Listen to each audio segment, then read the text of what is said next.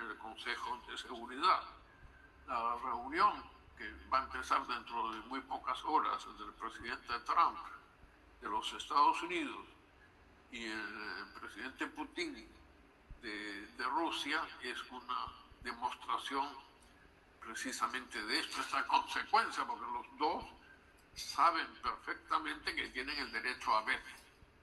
Entonces, muchos países han objetado esta cuestión de la existencia del veto y se han propuesto fórmulas para encontrar alguna solución. Sin embargo, yo veo el panorama futuro muy difícil como para que cualquiera de estos 5 grandes acepte renunciar al derecho de veto que tiene la actual Carta de la ONU en función de ello. Entonces, la única posibilidad es que se logre a través de las negociaciones diplomáticas la posibilidad de que no se ejerza el derecho de veto. Pero esto nos sumerge pues en una inmensidad sumamente compleja donde intervienen no solamente políticas tradicionales, donde puede producir hasta una frustración en lo que se refiere a la eficacia del derecho internacional público, ¿no? Y quienes tienen estas preocupaciones también lo estamos viendo hoy día. La mejor escuela que podemos ver es cómo el mundo frente al derecho internacional se ve prácticamente sometido a la voluntad de una sola persona. No. Con esto no digo nada misterioso, pero es la política internacional que está desarrollando el presidente Trump de los Estados Unidos es así. En días pasados acaba de hacer una declaración. México hace lo que nosotros queremos que haga. Bueno, naturalmente uno dice, dentro de los estilos de negociación, esto es algo realmente insólito. Sin embargo, el presidente Trump hace algunos años escribió un libro sobre negociación donde señalaba que para el triunfo en una negociación hay que acosar a la otra parte, hay que hundirla, debilitarla, ¿no? Y así se conseguirá el éxito de la propia negociación que uno está gestionando. Pero uno diría, con esto puede generar reacciones contrarias, ¿no?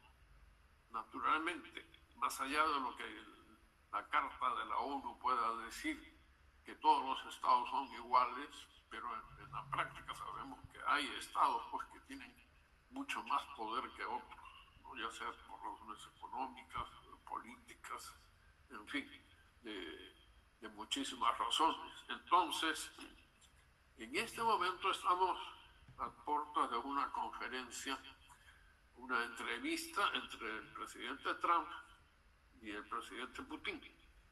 Pero lo digo esto por la experiencia también que el ejercicio de la diplomacia va dando. Cuando se realizan estos encuentros, por lo general ya está acordado un 90% de los puntos.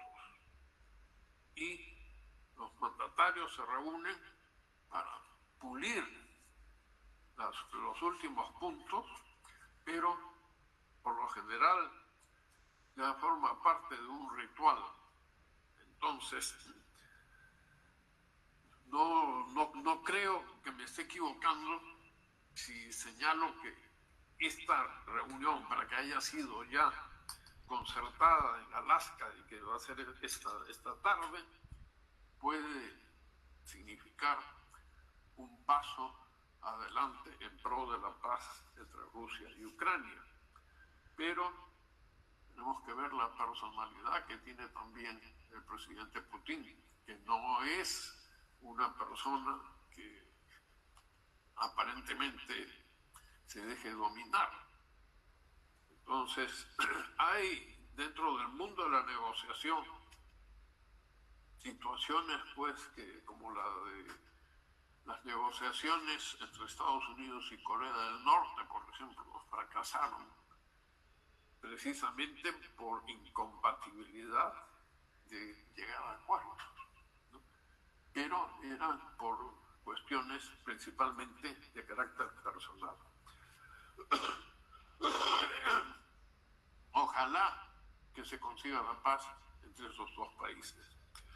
Pero para llegar también a estas conclusiones que yo estoy esbozando en esta breve disertación, tenemos hoy en día un problema adicional que se refiere al mismo tiempo que se van desarrollando los sistemas de comunicación, lo que se llama fake news, las noticias falsas, fabricadas en muchos casos por los propios organismos estatales, ¿no? Hacen bastante difícil la observación internacional. Entonces, hoy en día tenemos que estar haciendo un análisis previo de la posible veracidad o no. Lo podemos ver notoriamente con todas estas supuestas declaraciones del actual Papa, ¿no? Que muchas de las cuales son elaboradas en laboratorios, ¿no? Donde se reproduce la voz, los gestos, etc. Y después los comunicados mismos diciendo que eso nunca ha ocurrido. Y esto es muy importante también porque la Santa Sede tiene un peso específico, es un Estado muy pequeño, pero tiene un poder espiritual internacionalmente reconocido por muchos países. Bueno, lo que quería era señalar, por ejemplo, al mismo tiempo que he mencionado lo que está ocurriendo entre Rusia, Ucrania y Estados Unidos, es la tragedia del Oriente Medio, donde ya me he referido algo al señalar lo que está ocurriendo en la Franja de Gaza, ¿no? Que es una violación masiva de todos los tratados internacionales, de todo el derecho internacional humanitario, que coloquialmente se le conoce más como el derecho de la Cruz Roja, ¿no? Las noticias que se van filtrando de negociaciones que tendría Israel con algunos estados africanos para ubicar ahí a los palestinos que están en la Franja de Gaza, ¿no? Y lo dice además aludiendo al derecho a libre tránsito que toda persona tiene y que Israel está dispuesto a permitir la salida de palestinos de esa franja. Y también las presiones que el gobierno israelí tiene por los dos lados. La extrema derecha, que pide prácticamente la aniquilación de todos los palestinos que viven en la Franja de Gaza y que eso debe ser anexado a Israel, ¿no? Y por otra parte, sectores de la población israelí que están pidiendo que se termine con esta situación bélica, ¿no? Entonces, lo concreto es las organizaciones internacionales no están en condiciones de buscar y de encontrar soluciones para la crisis de Gaza. Entonces uno dice, señores, entonces las Naciones Unidas, ¿para qué sirven? ¿Para qué sirven los organismos internacionales si no pueden solucionar eso, ¿no? Por un lado diríamos, con el caso palestino, pues no hay ninguna posibilidad, porque el principal aliado que Israel tiene es precisamente uno de los estados que tiene el derecho a veto en el Consejo de Seguridad. Entonces, por ahí no hay nada. ¿Cómo se va a solucionar esto? Que espero que sea así, que se encuentre una solución. Sería, al parecer, no por la vía de las Naciones Unidas, como también lo he mencionado al ocuparme del caso de Ucrania con Rusia. Ahora, es malo todo el saldo que pueda haber por parte de las Naciones Unidas. Yo diría que eso sería pues una falsedad, porque no es así. Las Naciones Unidas han tenido muchísimos triunfos en muchísimos aspectos. Lamentablemente siempre los aspectos políticos rebasan en muchas ocasiones los marcos jurídicos, porque el político por lo general no está considerando las normas, ni las normas internacionales, tampoco las internas. Entonces, vivimos siempre en una lucha permanente, pero, repito, hay muchos saldos que podrían decirse que son positivos en el marco de las Naciones Unidas. En lo que al Perú mismo se refiere, pues hemos tenido participaciones muy importantes, como haber tenido al presidente de la Asamblea General de la ONU, doctor Víctor Andrés de la UNDE. Hemos tenido un secretario general durante 2 periodos consecutivos, que ha sido el caso del embajador Javier Pérez de Cuellar, ¿no? Es decir, también en el campo internacional, la presidencia que le ocupó a José Luis Bustamante Rivero, ¿no?, que fue presidente no solamente de esa Corte Internacional, sino presidente del Perú. Bueno, son muchos los aportes que también han sido brindados por nuestro país, pero eso sería motivo para otra conferencia, para un tema aparte. Quiero referirme unos minutos, porque creo que estamos llegando al borde del tiempo que se me ha asignado, pero la cuestión de la OEA. A la OEA se le considera el organismo internacional más antiguo, si es que nos remontamos a su antecesor, que es la Unión Panamericana, ¿no? Que la Unión Panamericana fue fundada a fines del siglo XIX, en 1890 concretamente. Y también sobre el panamericanismo no podemos olvidar que el próximo año se va a conmemorar los 200 años del Congreso Constitucional de Panamá. Entonces ha habido aquí una contradicción constante que podemos apreciar a través de la historia. Por un lado se habla de la hermandad y por otro lado surgen problemas pues, que no tienen una explicación entre países que hemos sido uno solo, ¿no? Me refiero aquí al caso peruano, ¿no?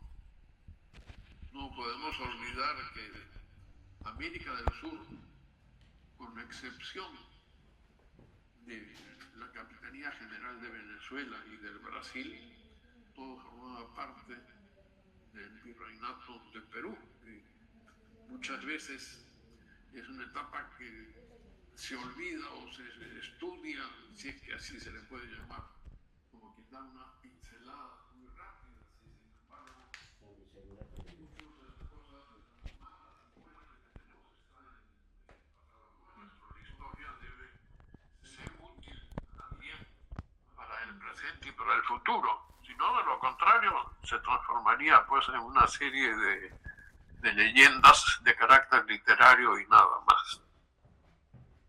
Lo que está ocurriendo, por ejemplo, entre el Perú y Colombia es pues algo que podría encajar en esto. Pero la cuestión de la OEA con ese nombre aparece en 1948 y aparece con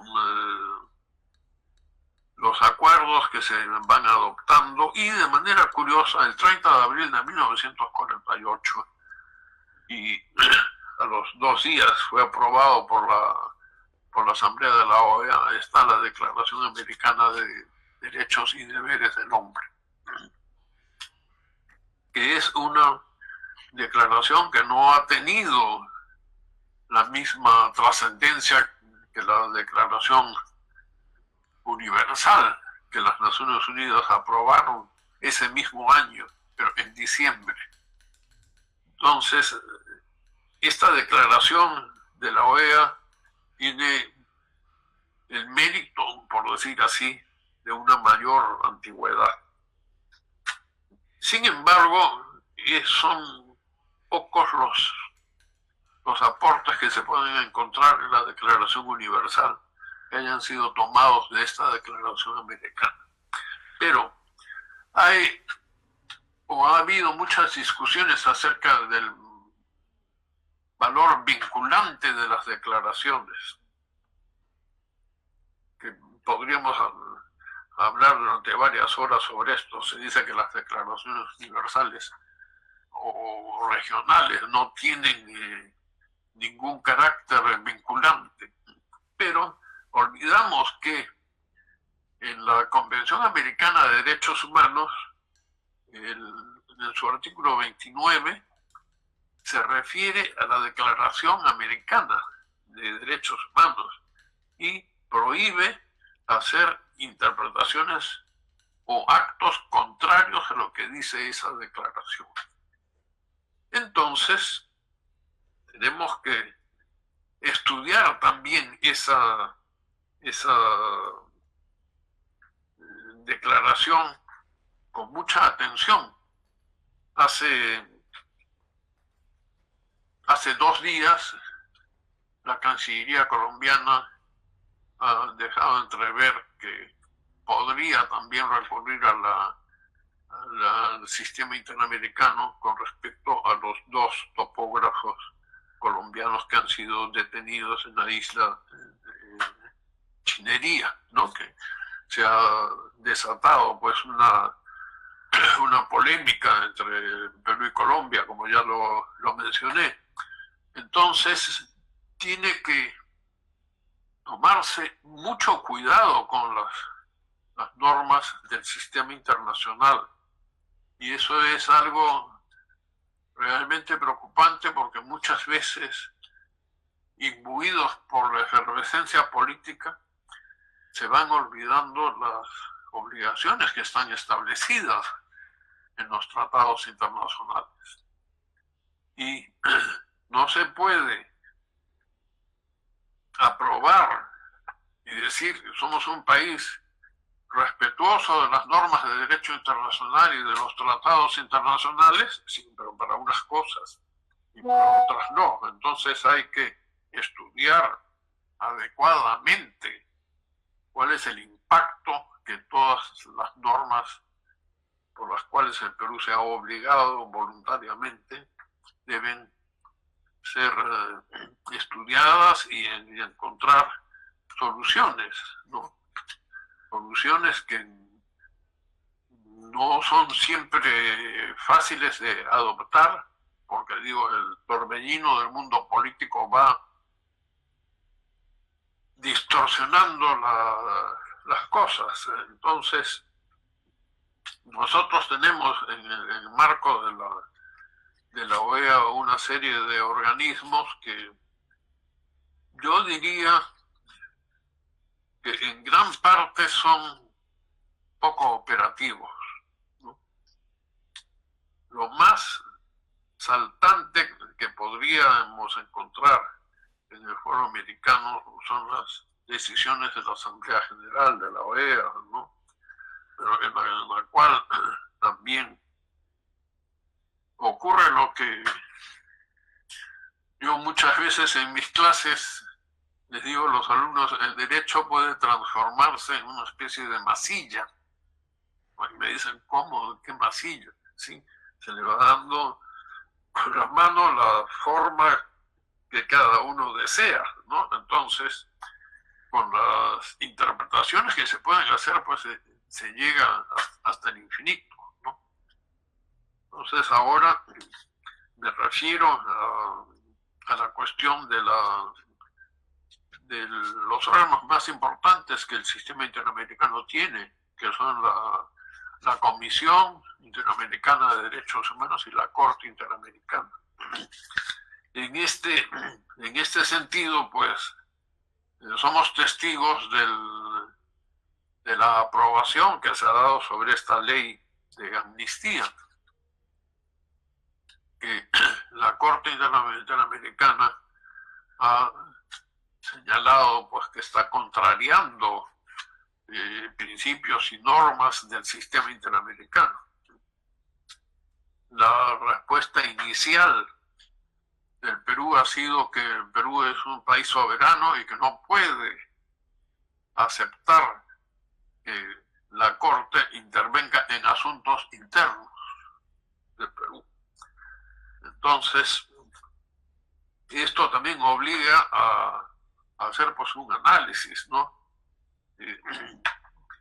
Un análisis que yo voy a hacer en 2 minutos, refiriéndome exclusivamente a cuestiones jurídicas, no a la parte política, porque esto no correspondería a esta disertación.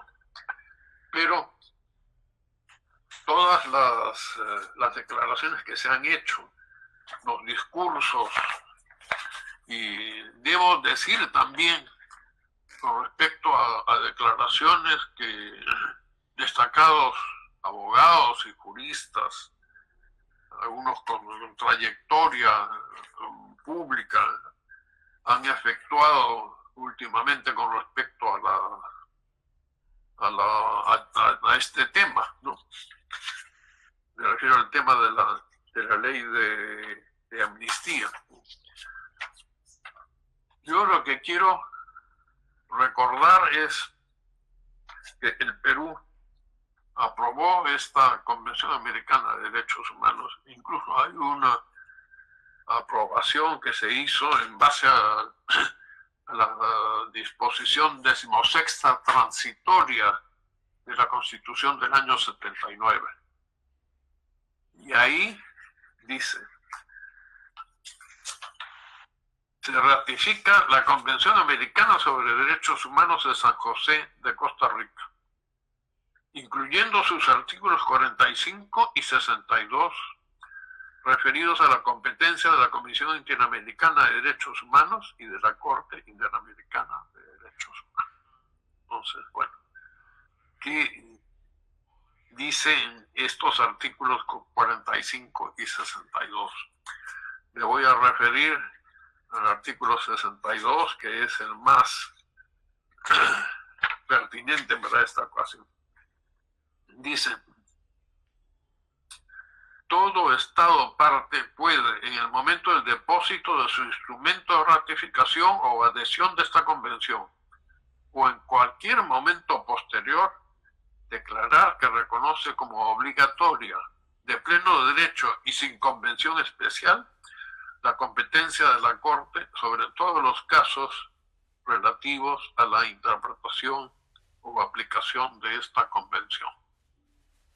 Esta norma, este compromiso del Perú está vigente. Luego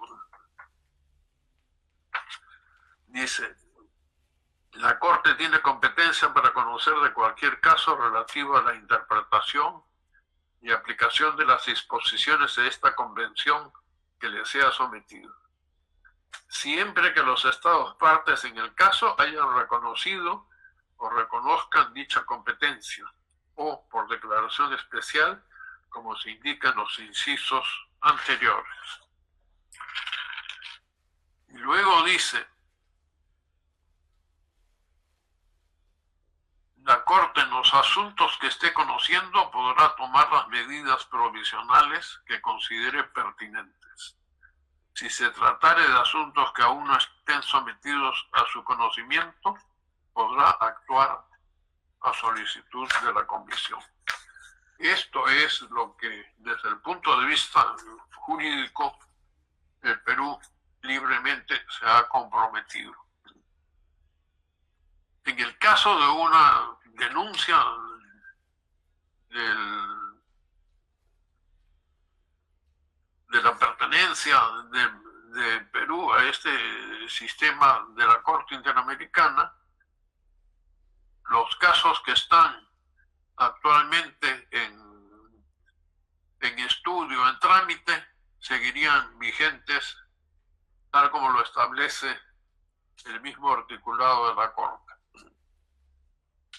Entonces, aquí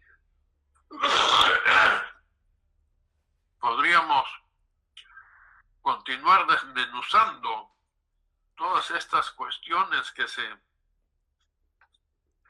pueden considerar por qué se está produciendo, si es que no viene desde su nacimiento, y que yo creo que es así, esta crisis de estos organismos internacionales, refiriéndome a las Naciones Unidas y a la OEA. Esta crisis, en lo que se refiere al sistema interamericano de derechos humanos, el otro día escuchaba yo a una destacada jurista que decía, sin mencionar los artículos que yo he leído ahora, que a mi juicio obligan al Perú, pero fueron soslayados en aquella intervención de esta jurista, pero decían que el sistema interamericano se había ido consolidando como un sistema latinoamericano, porque los países anglófonos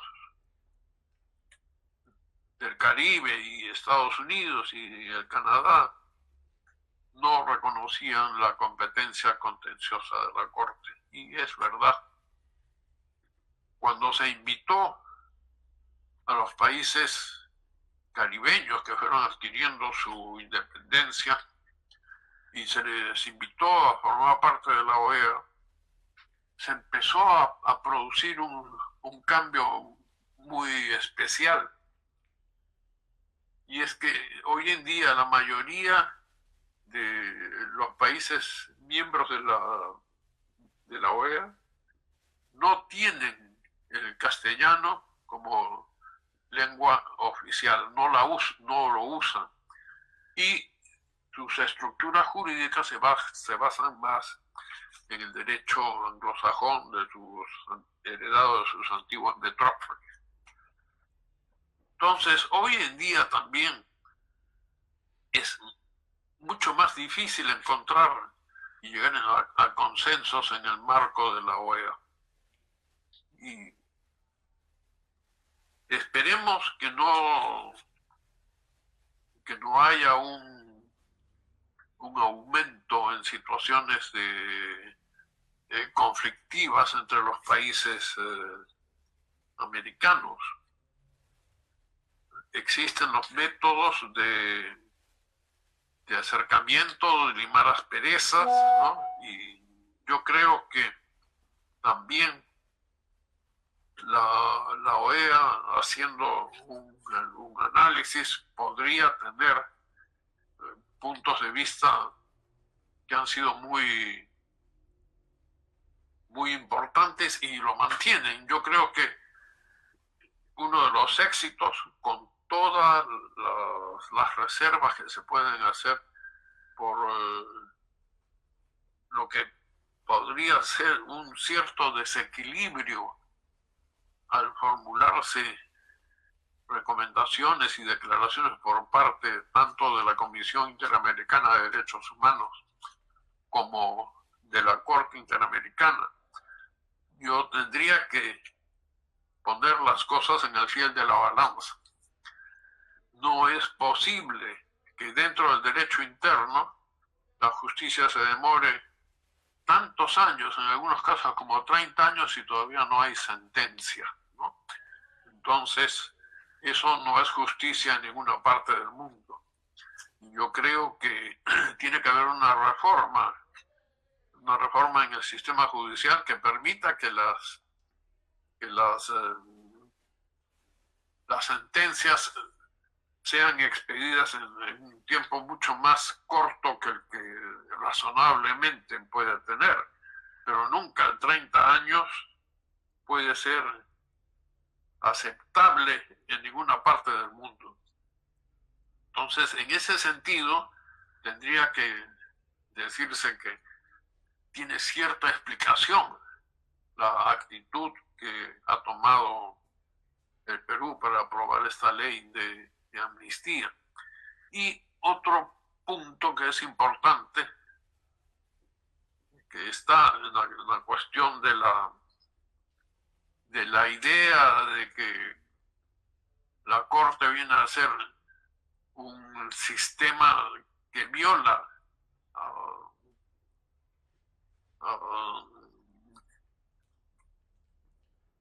al principio de la soberanía de los estados. Me parece que la Corte Interamericana y también la Comisión Interamericana deben observar un lenguaje más apropiado cuando se refieren a lo que a su juicio debe tener un Estado. Porque lo único que se consigue es cuando hay órdenes o disposiciones que tienen casi un carácter, diría, nada aceptable en términos diplomáticos. Yo creo que la Corte debe tener muchísimo más cuidado. Por la experiencia personal que he tenido en las Naciones Unidas y también en el marco de la OEA, pues muchas veces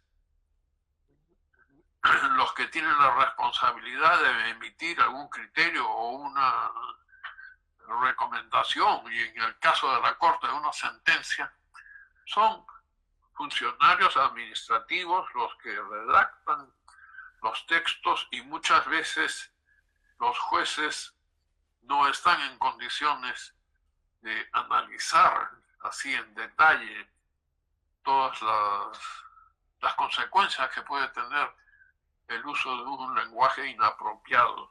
Yo creo en ese sentido también que debe conversarse, porque las formas tienen una incidencia muy fuerte. Ya lo he mencionado en el caso del presidente Trump.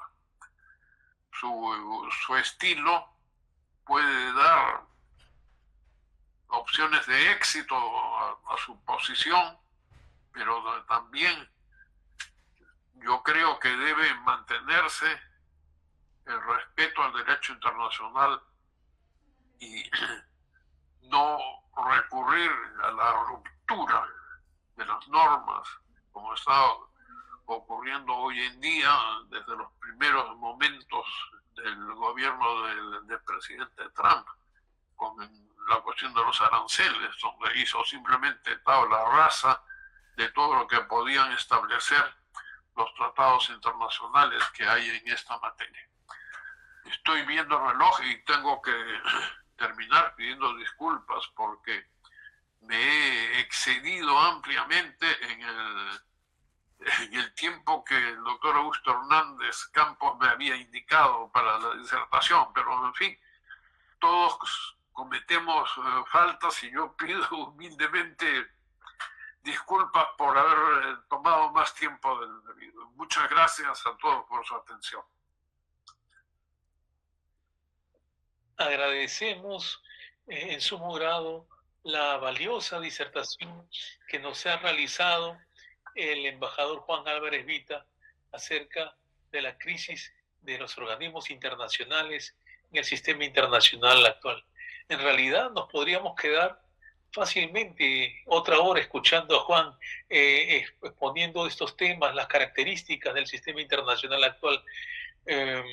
No por algo hemos llegado a 73 asistentes y es el momento más escuchado en el transcurso de la conferencia. Juan, si te parece, podemos pasar algunas preguntas que ha formulado los alumnos a través del chat. Sí, por supuesto, a la disposición. ¿Cómo no? Muy bien. Hay una pregunta de Asdrúbal. Bueno, el alumno pregunta, ¿cuáles son los retos y desafíos para las organizaciones internacionales en el contexto actual de la construcción de un nuevo orden mundial, geopolítico, geoeconómico y geoestratégico? La pregunta de uno de los alumnos asistentes.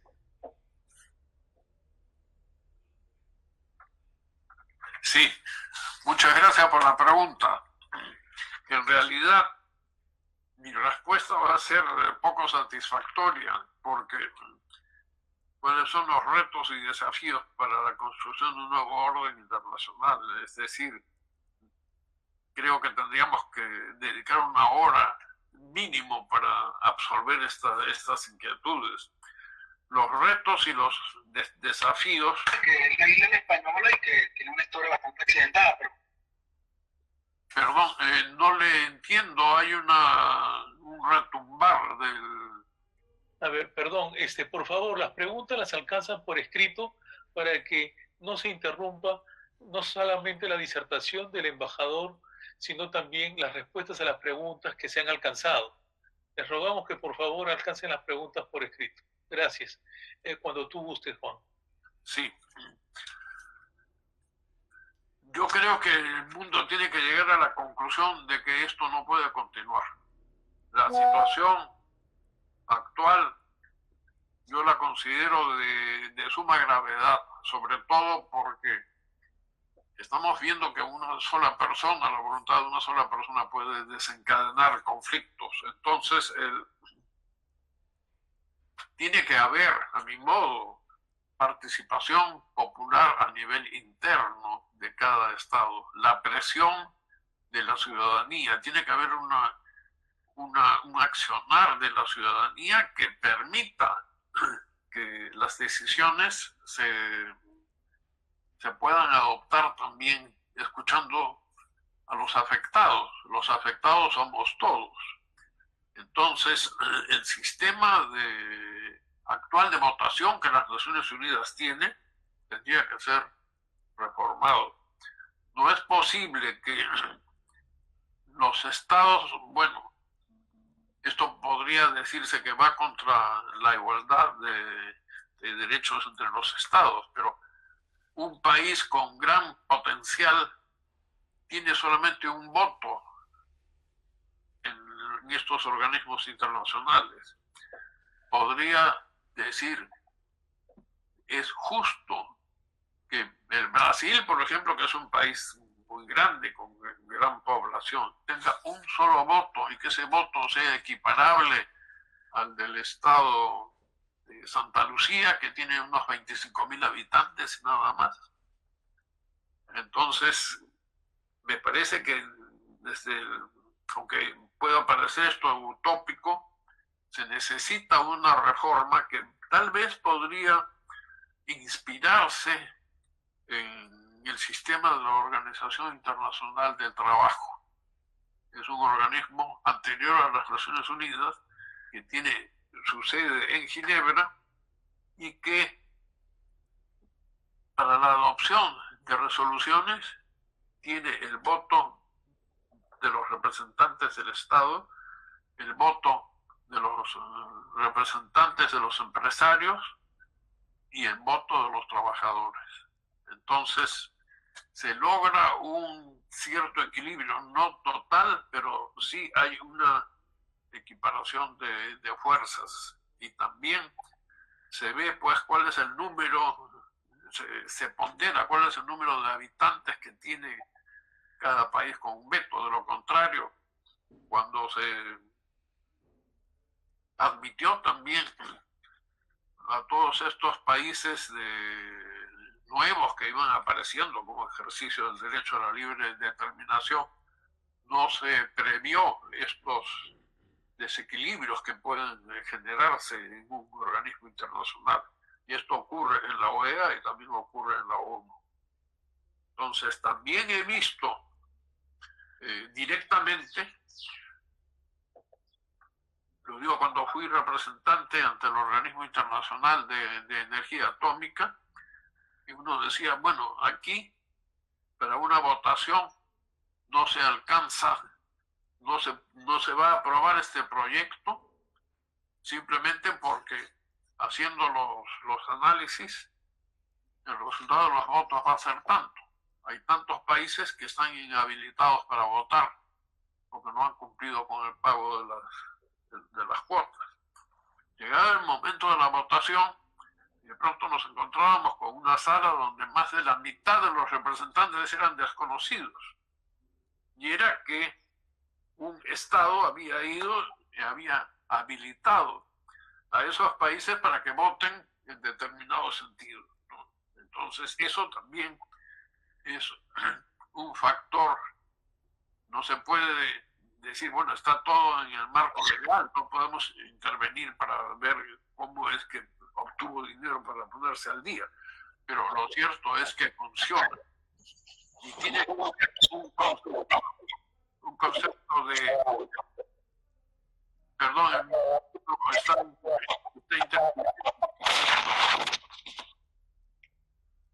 A ver. Sí. ¿Se escucha? Sí se escucha bien, Juan. Tiene que haber también un regresar, algo que parecerá muy utópico, pero todos los tratados, sobre todo los que se relacionan con derechos humanos y las declaraciones que hay, se remiten siempre a la ética, a la moral. Y esto está faltando. No hay una moral, no hay una ética en las relaciones internacionales. Entonces, la construcción de ese nuevo orden internacional es un camino muy difícil, muy difícil. Estaría yo cayendo en el terreno de la utopía si dijera vamos a hacer una reunión internacional para llegar a esto. No, hay problemas por todas partes. Yo participé, por ejemplo, en una conferencia que era para erradicar las prácticas corruptas de las empresas transnacionales, ¿no? Y al final lo que se hizo fue dejar que se extinguiera el plazo que la ONU había dado, ¿no? Y no se llegó a ningún acuerdo. Lo mismo podría decir yo del sistema de desarme, ¿no? Se habla mucho, pero todos los países terminan en una carrera armamentista, que también tiene que ser establecido en ese nuevo orden internacional que preocupaba o que preocupa al alumno que ha hecho esta pregunta. Bien, acá tenemos otra pregunta. Dice: Embajador Juan Álvarez Vita, le felicito por la conferencia magistral. Deseaba preguntarle acerca del caso del conflicto con Colombia. Quería saber en qué medida Colombia podría llevar el caso a la Corte de La Haya. La pregunta de un alumno. Sí, bueno, yo pienso que es muy difícil que Colombia pueda llevar este caso a La Haya, porque tendríamos que ver, y tengo aquí precisamente el texto del Tratado Salomón-Lozano.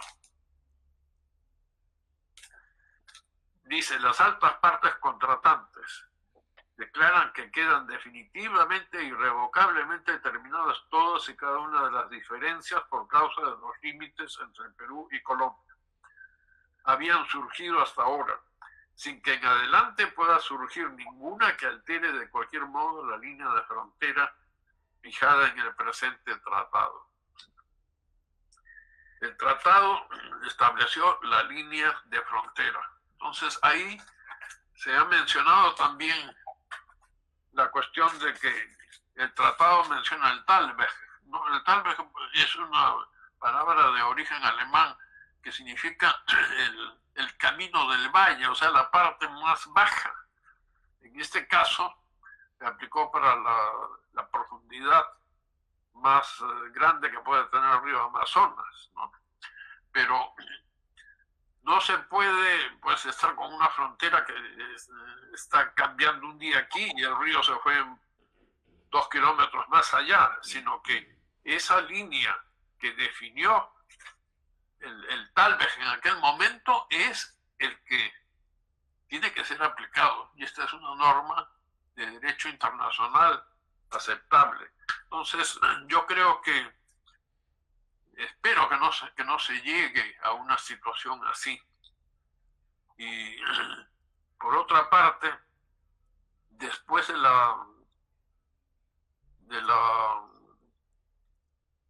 conflicto que tuvo precisamente Colombia con Nicaragua, ¿no? El fallo de la Corte fue, en algunos aspectos le dio la razón a Nicaragua y en otros no. Pero Colombia cuestionó mucho eso y señaló que no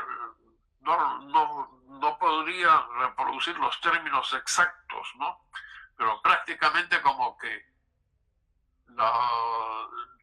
cuestionó el resultado de la Corte en algunas cosas que no le convenían. Entonces, veo muy difícil, pero yo creo que la diplomacia peruana va a tener que enfrentar una negociación muy complicada. Habrá que ver también que estas discusiones toman muchos años y va a haber cambios políticos muy pronto en Colombia, y también un sector considerable de la academia y de los juristas colombianos han expresado su desacuerdo con lo que está haciendo el presidente Petro, ¿no?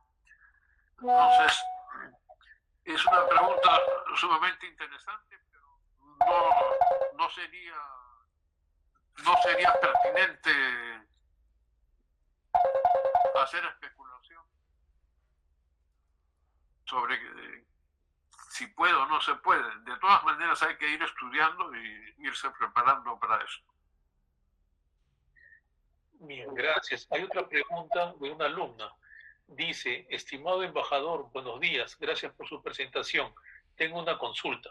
Hemos visto que en la última década las potencias han recurrido al uso de la fuerza o a medidas unilaterales contrarias a las normas internacionales, como por ejemplo la invasión rusa de Ucrania, el retiro de acuerdos multilaterales clave por parte de Estados Unidos, la expansión territorial de China en el mar de China Meridional, o el incumplimiento de resoluciones de Naciones Unidas, del Consejo de Seguridad de Naciones Unidas por parte de Israel, sin enfrentar consecuencias efectivas. Todo lo antes señalado nos presume una transición de un orden liberal institucional hacia un escenario neorrealista.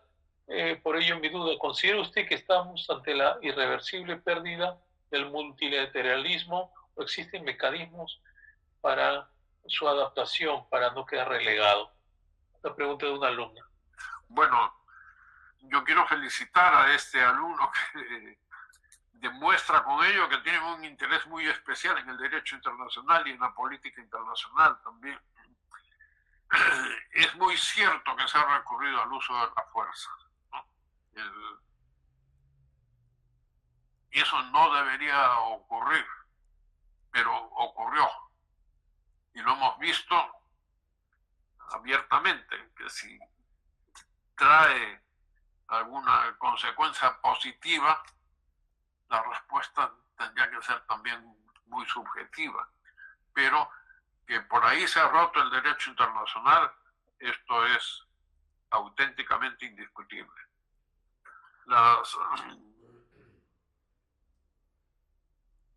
Llegué a escribir aquí rápidamente la cuestión de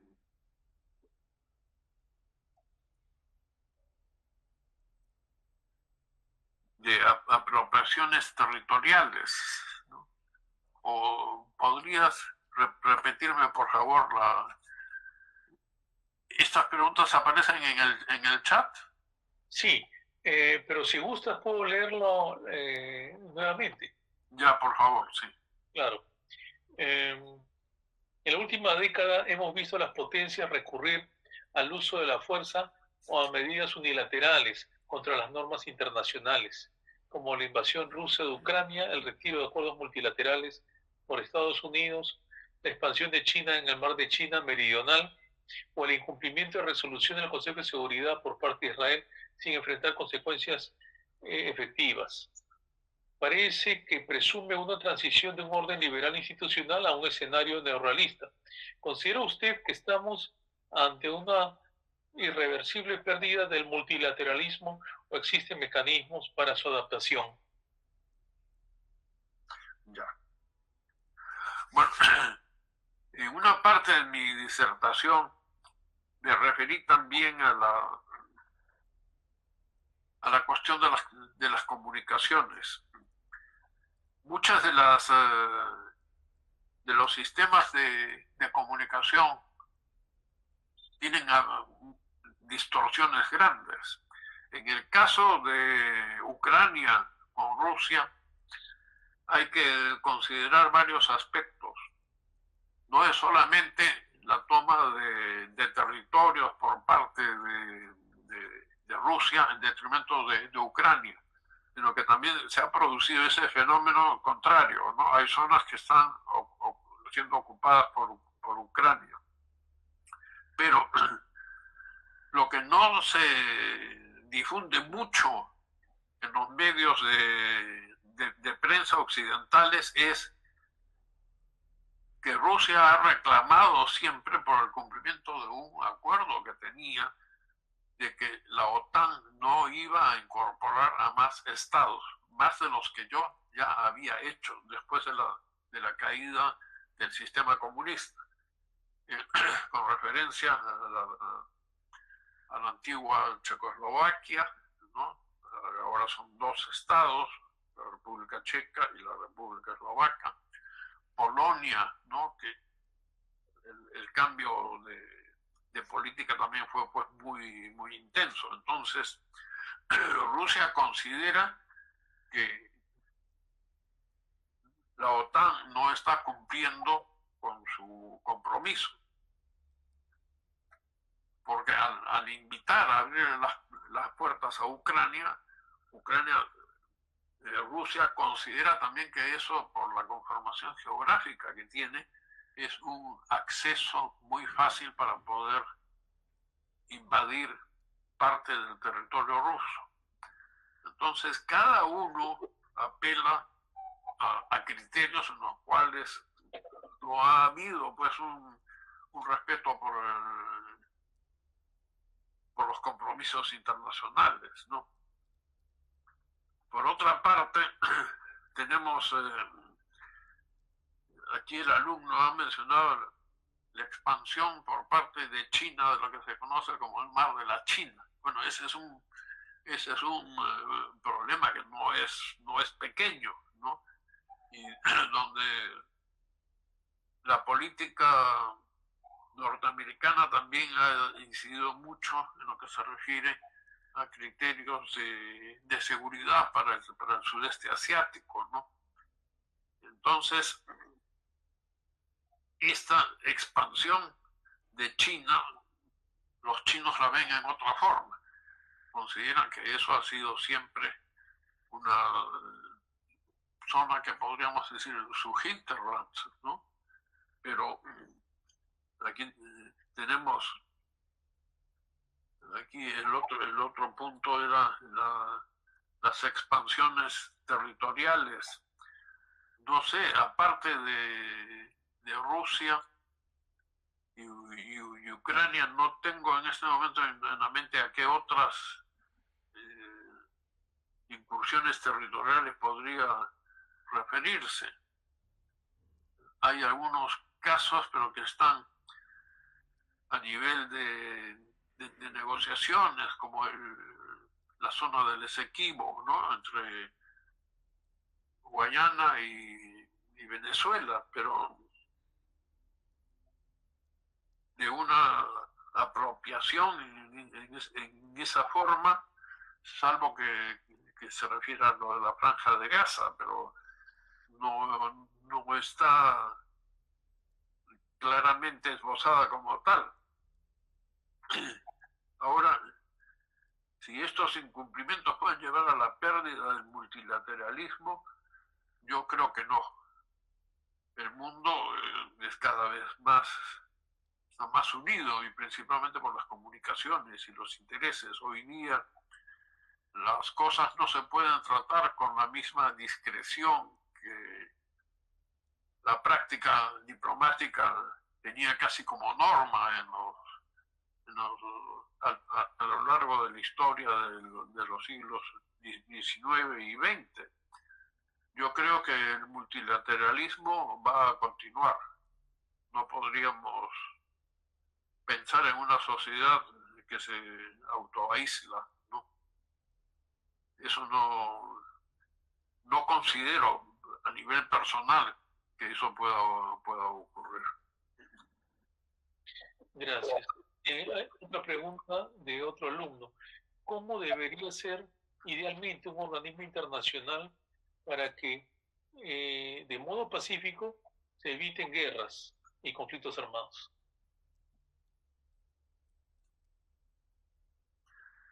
Bueno, que cómo debería ser un organismo internacional. Bueno, tenemos que considerar que un organismo internacional actúa a través de la voz de los representantes de los otros estados. Entonces, un organismo internacional no tiene una independencia total, sino actuará conforme a sus resoluciones adoptadas, y son resoluciones adoptadas por la mayoría de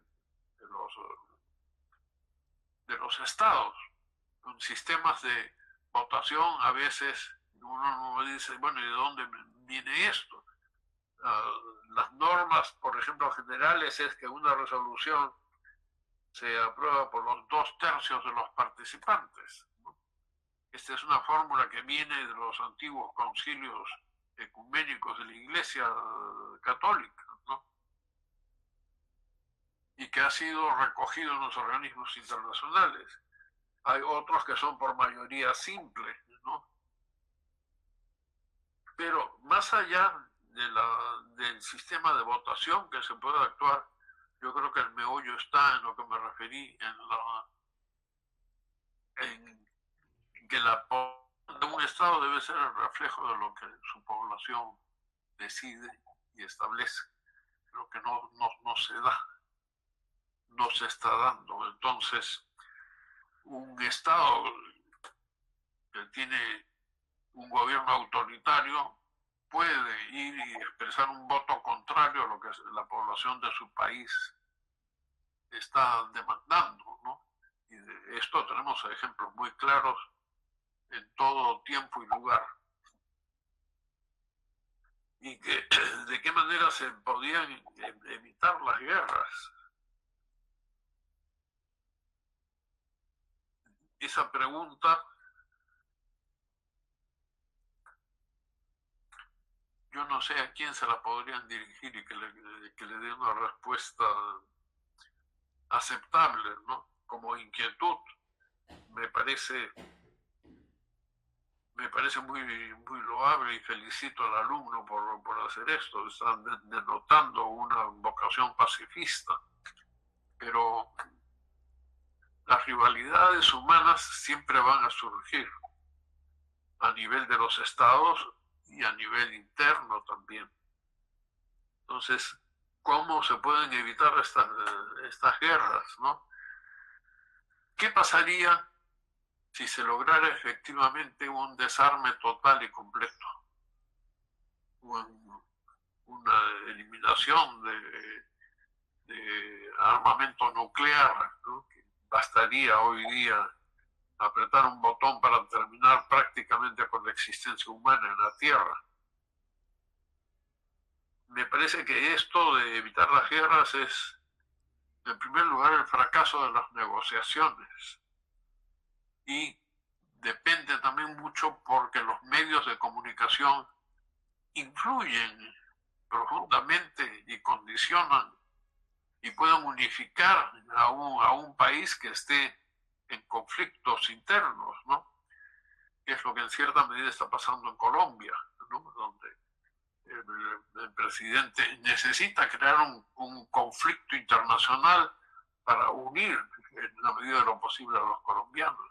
Y eso es un recurso que se da en todos los países, ¿no? El sentimiento de pertenecer a una colectividad puede ser mucho más fuerte que la búsqueda de la razón.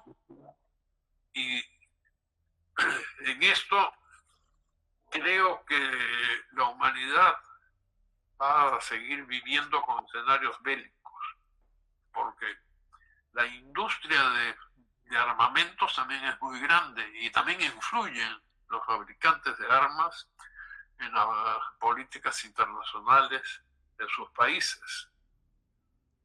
Esto, ¿cómo se puede evitar? El desarme total y completo no funciona. Ha funcionado con el Tratado de Tlatelolco, ¿no? Ha sido un milagro que América Latina no tenga armamentos nucleares, sino podrían imaginarse cómo estaríamos viviendo aquí también en América Latina, donde hay muchas divergencias entre los países que conforman este grupo. No quiero ser pesimista, pero estoy respondiendo conforme a mis reflexiones propias. Yo no pido que las comparta nadie, pero es por lo menos la visión que yo tengo de la observación del mundo internacional. Gracias, Juan. Otra pregunta tenemos de otro alumno. Dice, doctor Juan Álvarez Vita, muchas gracias por la ponencia. Me gustaría saber cuál es su perspectiva respecto a la posición que debería adoptar el Estado peruano en el actual contexto geopolítico, en el cual se impone el proteccionismo y el incumplimiento del derecho internacional. Pregunta de un alumno. Perdón, la última frase. Claro. El proteccionismo. ¿Cuál es su perspectiva respecto a la posición que debía adoptar el Perú en el actual contexto geopolítico, en el cual se imponen el proteccionismo y el incumplimiento del derecho internacional? Pregunta de un alumno.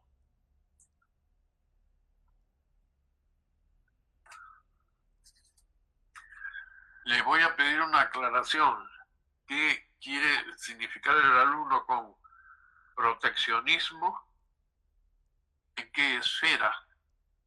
En política económica, que es lo que generalmente se usa para eso, para hablar del proteccionismo y barreras arancelarias, o si se está refiriendo a otros aspectos. Y la cuestión del cumplimiento del derecho internacional. ¿Podría yo interpretar que su pregunta está en relación con problemas como el de los aranceles con Estados Unidos? ¿O se refiere a otra? Esta es una enorme gama que hay en este aspecto. Sí, Juan, es proteccionismo económico.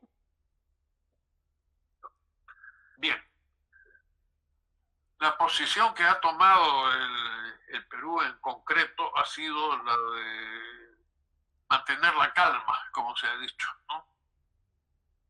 Ver qué cosa pasa y yo creo que esta política ha sido acertada, porque a pesar de que no tendría, a pesar de que el Perú tendría el derecho a pedir el cumplimiento de un tratado internacional y la puesta en vigencia del arancel cero para sus exportaciones, Estados Unidos nos ha colocado en la escala más baja. Entonces, y podemos ver también que la posición norteamericana ha ido cambiando mucho en sus relaciones con el mismo problema de los aranceles frente a Europa, frente a China y frente a México, ¿no?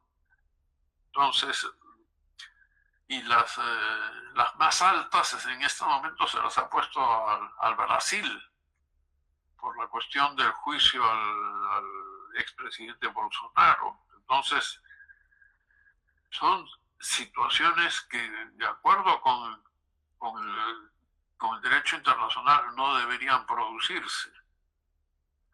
Tampoco es aceptable que el presidente Trump se entrometa con la aplicación de la justicia brasileña, ¿no? Porque ¿qué reacción habría aquí en el Perú si otro país pusiera condiciones, ¿no? Y nos subiera, por ejemplo, el arancel hasta 300, 400 o 500%, ¿no? Diríamos, es inaceptable. También hay un concepto de la dignidad nacional. Pero desde el punto de vista de la política internacional que está siguiendo el Perú, que repito, no coincide exactamente con lo establecido en los tratados internacionales, pero creo que es la posición más prudente y que podría existir y que viene dando resultados hasta este momento. Aquí puede venir un dilema, ¿no? Todos los abogados, todos los juristas dicen la ley se cumple, ¿no? Dura lex sec lex. La ley se cumple aunque alguien la pueda considerar injusta, pero la realidad nos lleva también a poner los pies sobre la tierra, ¿no? Es lo que podría responderle sobre el tema del proteccionismo y el cumplimiento de los tratados, ¿no? Bien, gracias, Juan. Hay una última pregunta. El tiempo nos gana, así que vamos a terminar con esta pregunta.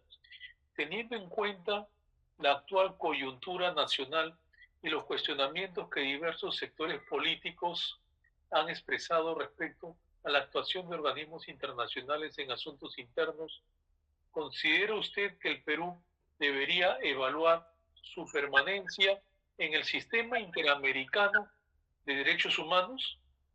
¿Cuáles serían, a su juicio, las implicancias jurídicas, políticas y sociales de una eventual salida o retiro de la Convención Americana de Derechos Humanos de 1969? Pregunta de un alumno. Gracias, Juan. Bien. Lo primero que quisiera hacer frente a esta pregunta es rememorar un poco lo que mencioné en un momento de mi disertación, ¿no?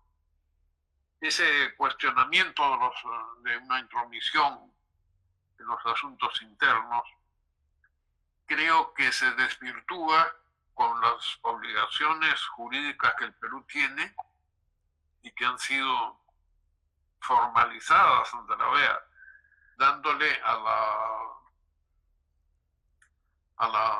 la Corte Interamericana el mayor grado de respeto a sus decisiones. Entonces, cabe las posibilidades de una denuncia del pacto, del pacto de San José. Eso legalmente se puede hacer.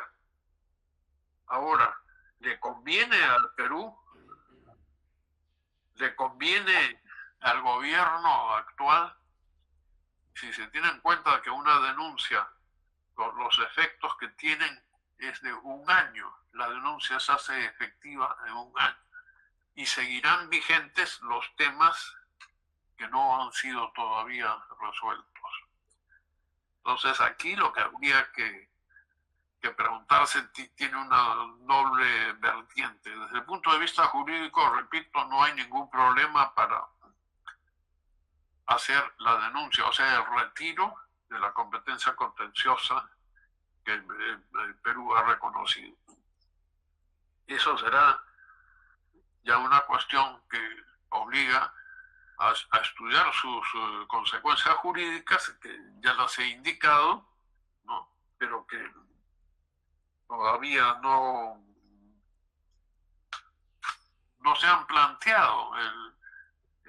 El gobierno ha procedido a promulgar esta ley, pero ha dicho que va a seguir en el sistema interamericano de derechos humanos, ¿no? Lo que va a ser muy interesante es la audiencia que se ha fijado para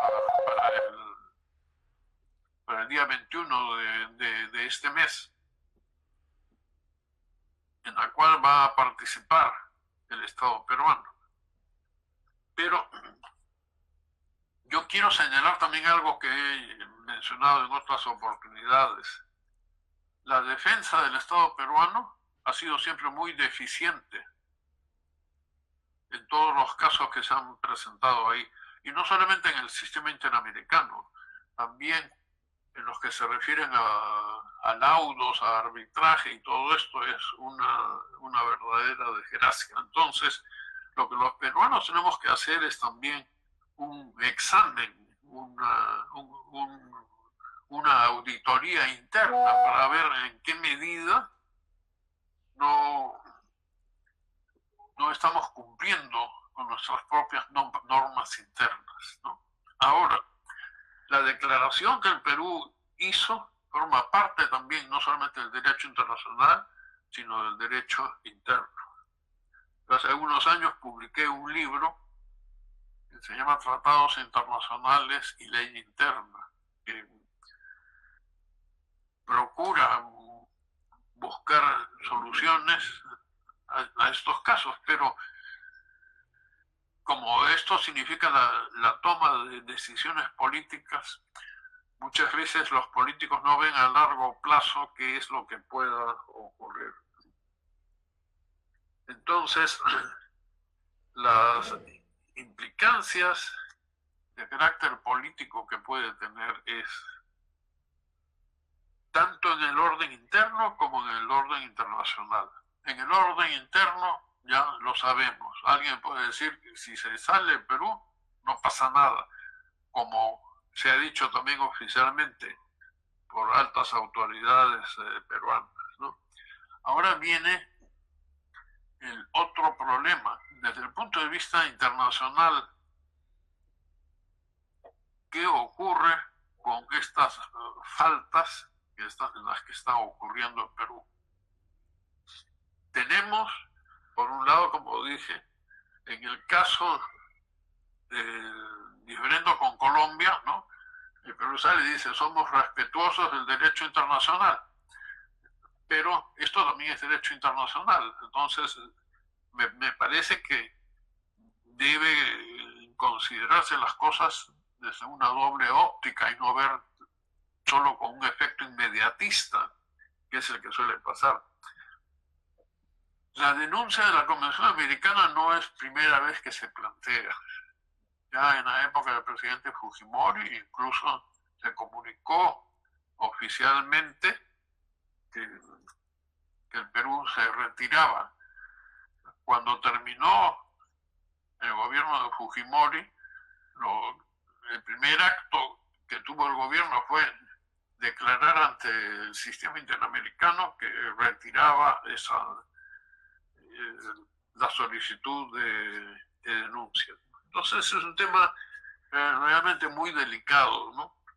Te he hablado también desde el punto de vista político interno. Si no hubiera sido más favorable para la presidenta de la República no haber promulgado ella la ley, sino dejar pasar el tiempo y soplarle el problema al Congreso, ¿no? Si lo publicamos, ¿no? Es decir, estamos frente a un caleidoscopio donde hay muchísimas posibilidades para actuar. Pero, para finalizar, yo creo que somos muy pocas las personas que pueden emitir un juicio de decir tenemos un sistema judicial perfecto, el mejor del mundo. Todos sabemos que no es así. Entonces, la garantía de tener una instancia que es la del sistema interamericano, creo que no debería ser retirada.